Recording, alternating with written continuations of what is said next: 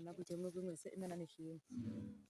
Ubundi nishimiye kuba mwakwitabiriye abangana gutya. Muri bakeya mwatekereje gukora igikorwa ntacyo mutoshobora kuko muri benshi cyane. Jewe icyo mbabwira ntabwo mvuga yavuze barangije. Ariko cyane ngiye kubwira abamama nimwe mugomba kuba hafi y'abana banyu b'abahungu n'abakobwa. Aba bose mwasize, abo mwasize hano nimwe mwari mugomba kubacumbira wa Mungu.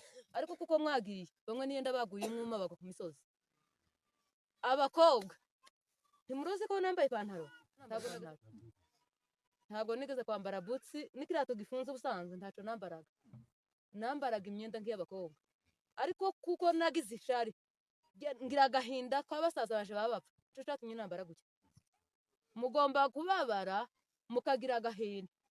Mwebwe ntabasaza banyu bapfuye hano? Twe barapfuye benshi bituma nica gahunda nari mfite. Ndavuga ngo ngomba kubabarana kuja ku rugamba si ukujana imbunda. Ubu nyine abadamu nibo bari ko bikorera ibipoyo kuko nta bahungu barafite. Kandi sinzi nimba abakobwa muzokora abahungu barashize. Basaza banyu namara gushira sinzi urugamba. Nimuhaguruke dufatikanye tuje ku rugamba. Urugamba uzajana ibiryo, uzajana ikintu cyo cyose. Njewe nzajana imiti nawe ukajana ibiryo, undi akajana imbunda, tugafatikanye tugakomera. Njewe sinoseka cyagitwenge muri mu guseka. Ntabwo nezerewe muri kino gihe. Napfushije abantu batagomba gutuma nosekera abandi. Mugikubita isubizamwe ntimurababara. Ariko uwababaye tazaseka. Ufite agahinda tazaseka. Sinzi ukuntu mwava muri iki gihugu mwataha mugakubita bene cyo gitwenge. Mubabare mugira agahinda.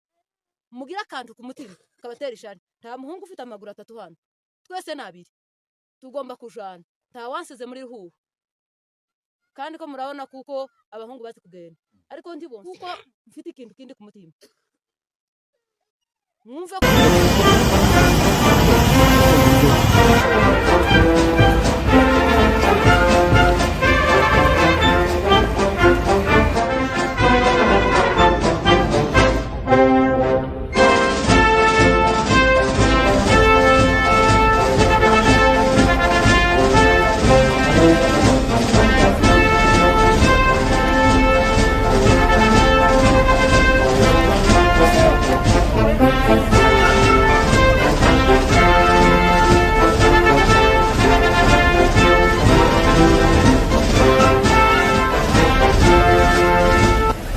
informé de l'arrivée des chefs des forces de défense, des pays contributeurs, des forces de Samir d'ici ont largué des bombes ce matin, 5 bombes au total, pour les empêcher de venir ici.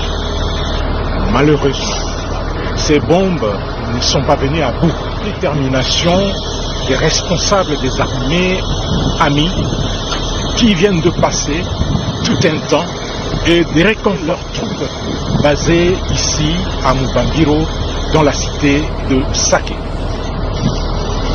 Qui venaient ici, ils ont tenté de les empêcher en larguant des bombes.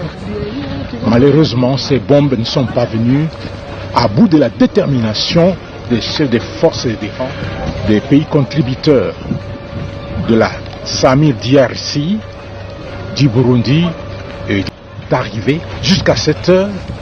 Il est dans ma montre 16h15. Eh bien, ils sont encore à Mubambiro et ils ont peaufiné des stratégies pour mettre à bout l'activisme de ce terrorisme des RDF M20.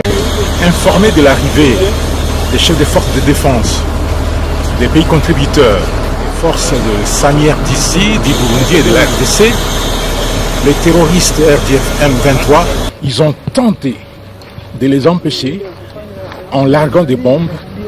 Malheureusement, ces bombes ne sont pas venues à bout de la détermination des chefs des forces de défense, des pays contributeurs de la Samir DRC, du Burundi et du chef d'état-major général des forces armées de la République démocratique du Congo, qui sont arrivés jusqu'à...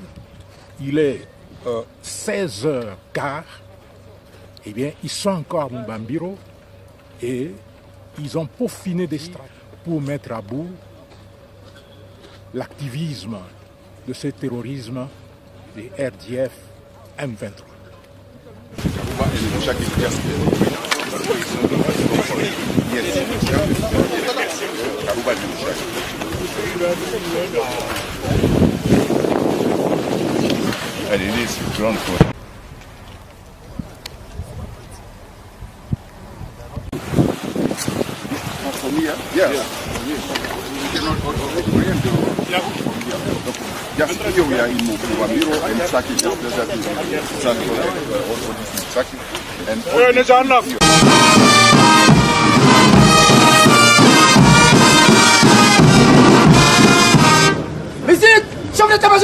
Le chef des forces de défense des pays contributeurs des SAMI RDC et le chef d'état-major général de FARDC sont arrivés ce jeudi 29 février 2024. Ils étaient accueillis par le lieutenant-général Sikabwa Sindafa, le coordonnateur des opérations au Nord Kivu et au Sud Kivu, le général-major Chirimwani Nkuba Peter, gouverneur militaire du Nord Kivu, et le général-major sud-africain Mono Abisi Diakopu, commandant de la force de la SADC, en collaborateur, le chef de défense de l'Afrique du Sud, du Burundi, du Malawi, de la Tanzanie et de la RDC vont se réunir pour des stratégies à mettre en place pour renforcer les opérations contre les terroristes RDF M23.